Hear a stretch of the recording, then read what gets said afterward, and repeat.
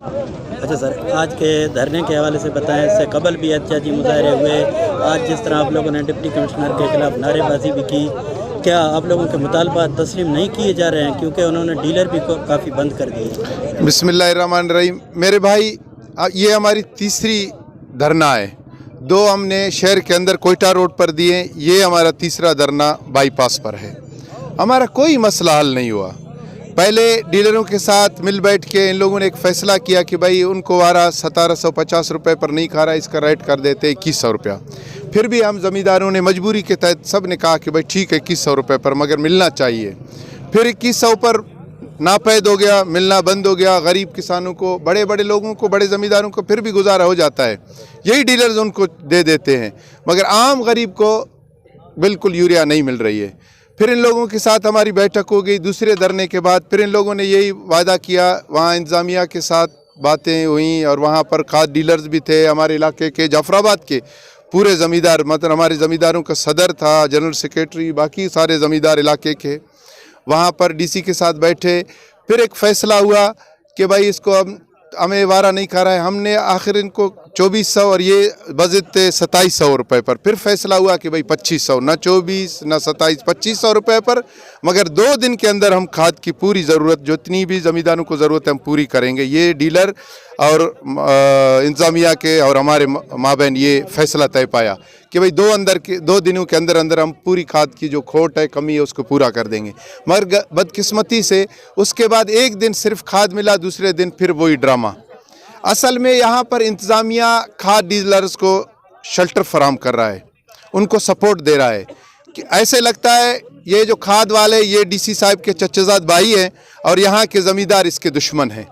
بالکل ایسا ہی تھا۔ اس دن جب زمیندار اس سے ملنے گئے، زمینداروں کا وفد، ہمارے علاقے کے سارے معتبرین، معززین، اور ڈی سی صاحب ہمارے ساتھ ایسے پیش آ رہا تھا جیسے ہم اس کے دشمن ہیں، اور کھاد مافیا بعد میں ہمیں نکال کر کھاد مافیا کے ساتھ ان لوگوں کی الگ سی بیٹھک ہوئی۔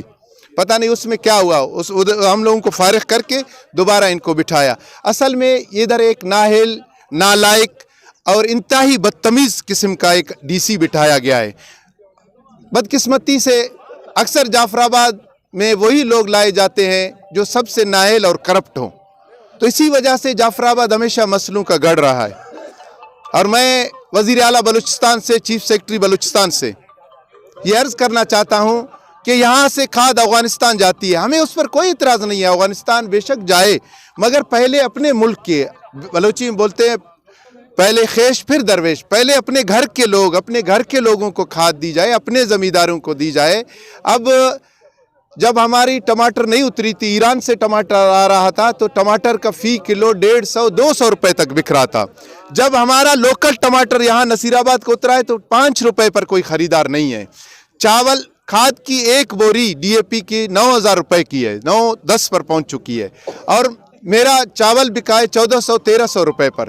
اب اسی طرح اب چاول پانی نہ ہونے کی وجہ سے جعفر آباد 80% غیر آباد رہا، چاہے ہمارے تینوں تحصیل، سب سے زیادہ ہمارا گندہ خواہ اور ہمارا جعفر آباد تحصیل، ڈیرہ اللہ یار جٹپٹ تحصیل سب سے زیادہ متاثر ہوئے، مگر بدقسمتی سے یہاں کوئی پوچھنے والا نہیں ہے، نہ یہاں کوئی غریبوں کا آواز سننے کے لیے تیار ہے۔ ہم بار بار، یہ تیسری بار ہے ہم ادھر دھرنا دے رہے ہیں۔ اب یہ دھرنا اسی طرح جس طرح چل رہا ہے، دھرنا دینا ہے یا جینا ہے یا مرنا ہے، دھرنا دینا ہے، دھرنا دینا ہے۔ ہم انشاءاللہ جب تک ہمارے مسائل اب حل نہیں ہوں گے، ہم اٹھنے سے گئے۔ ابھی ہم نے بستروں کا بھی بندوبست کیا ہے، اپنے کھانے پینے کا بھی، ہم غریب لوگ ہیں، پینے کے لیے تو اللہ نے یہاں ہمیں واٹر کورس ہے ہمارے قریب، وہیں سے پی لیں گے، باقی ہم نے اپنے کھانے کا، چاول کا بھی بندوبست کیا ہوا ہے۔ انشاءاللہ العظیم ہم اپنے بسترے بھی انشاءاللہ ساتھ لائیں۔ ہم یہاں پر بالکل تب تک نہیں اٹھیں گے جب تک ہمارے مسئلے حل نہیں ہوں گے، اور ہمارا یہ پرزور مطالبہ ہے کہ اس نالائق اور بدتمیز ڈی سی سے جعفر آباد کے عوام کو آزادی دیا جائے، اس سے چھٹکارا دیا جائے، تاکہ یہاں کے لوگوں کو کچھ ریلیف ملے۔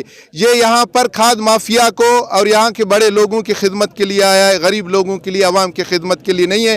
جب بھی غریب عوام اس کے ساتھ پاس جاتے ہیں، یہ بڑا جذباتی ہو کر ہاتھ انگلیاں ایسے دکھاتا ہے عوام کو، اس کو بتانا چاہتے ہیں کہ آپ ہمارے نوکر ہیں، ہم آپ کے نوکر نہیں ہیں، تم ہمارے ٹیکسوں سے تنخواہ اور مرات لیتے ہو، ہم تم سے کچھ نہیں لیتے ہیں۔